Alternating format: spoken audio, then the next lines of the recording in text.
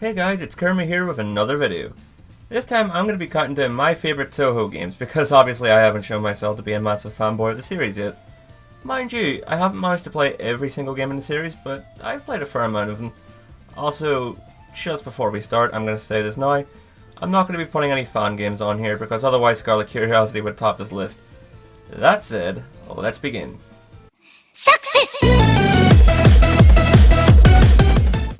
Where it all began.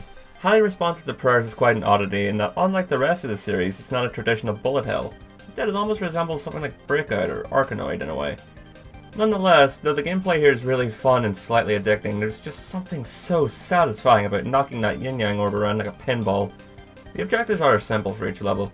Clear all the cards on the screen by hitting them with the yin-yang orb. Despite how simple it is, it can be difficult at times, considering if you get hit with your own orb, it'll take a life off of you. After every few levels, a boss will challenge you. Other than the first boss, Shin-Yoku, the bosses you face will depend on whether you choose the Makai path or the Hell path. That also includes the final bosses Sariel and Kongoro. I have a soft spot for this game, and I find its gameplay simply addicting when I start playing. The music's pretty good given how it was Zoon's first game that he ever made. It's overall damn impressive with that in mind. Success! From the beginning of the series as a whole to the beginning of the Touhou we have today, the 6th game in the series rebooted everything about Touhou and kickstarted what we refer to as the Windows era. Embodiment of Scarlet Devil is a damn good entry in the series in its own right though. It has a solid roster of bosses, some of the most memorable music and characters ever produced in Touhou, and in the long run, it helped build a base for future Touhou games to expand upon with its gameplay mechanics. Success! I love the PC98 era. There's so much potential to expand on the characters and events that transpire in them, and every aspect of the games are pretty good too. Out of the first 5 games, 3 of them were standard bullet hells, and out of those 3, Mystic Square is probably the best one. Having some of the best music in the series, hands down my favourite group of playable characters in any bullet hell ever, consisting of Reimu, Marissa, Mima, and Yuka, it's awesome being able to play as the latter two. The bosses are pretty solid and introduce some of my favourite characters in the series like Yumeko, Mai, and Alice. It also has perhaps one of the most epic final bosses in the PC98 era and one of the most epic in the entire series, Shinki. As a whole, Mystic Square was the last PC98 era Touhou game, and it does a brilliant job as the climax of the series. Success! Anyone who's paid attention to my content knows I've made more Let's Plays of this particular game than I care to count. To me, this is the best traditional bullet hell I've played in either era of Touhou. Being able to see your hitbox when you go into focus mode was a great addition, one that I'd wish had been added sooner personally, among other unique gameplay mechanics. Perfect Cherry Blossom also introduced some of my favourite bosses in the entire series, such as the Prism River Sisters, Yumu, and even reintroduced Alice Murgatroyd, who was last seen in the last entry of this video, Mystic Square. It also has perhaps my favourite final boss of the Windows era, Yuyuko, who's also at this point one of my favourite characters as a whole.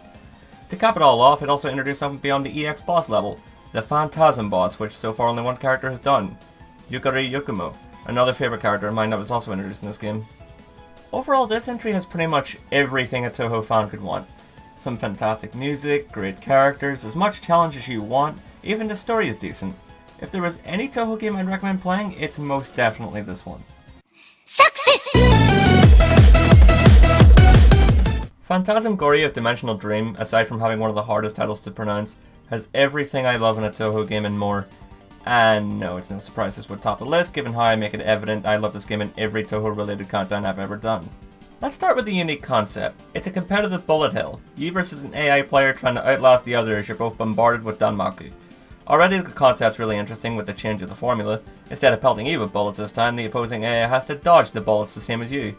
In fairness, you can both add your own danmaku into the mix by building up the gauge at the bottom of the screen to screw over the other. If that already wasn't a sign that this will be a fun ride, the characters and music might clue you in. The roster this time around is a lot bigger than any other in the PC98 era.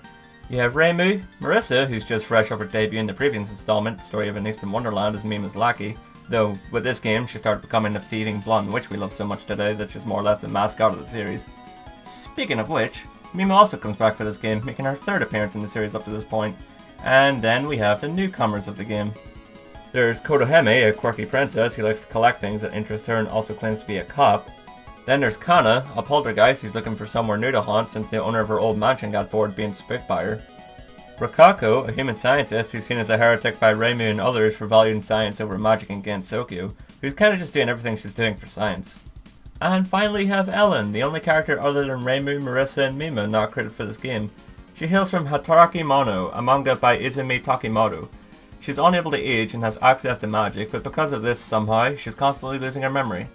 There's also the two antagonists of the story, Chiyuri and Yumeme, both great characters, the former being my second favourite Touhou character in the entire series, and the latter having my favourite final boss theme in the series. Speaking of the music though, this game might have my favourite soundtrack in the entire series, from Sailor of Time, Strawberry Crisis, Reincarnation, Dimensional Dream, Vanishing Dream, among others. Every single battle theme here is awesome. Hell, even some of the unused music is good too, like Winds of Time, Starboy Dream, and Phantasmagoria. I love everything about this game, and to me, it's going to be difficult for any game in the series to top it. Someday I'll have to play Phantasmagoria Floor Review to see if it matches up to this game. Until then though, this has been Kurumi Toa, and it's been a pleasure making this content about Touhou as per usual, and I hope you all have a really good day.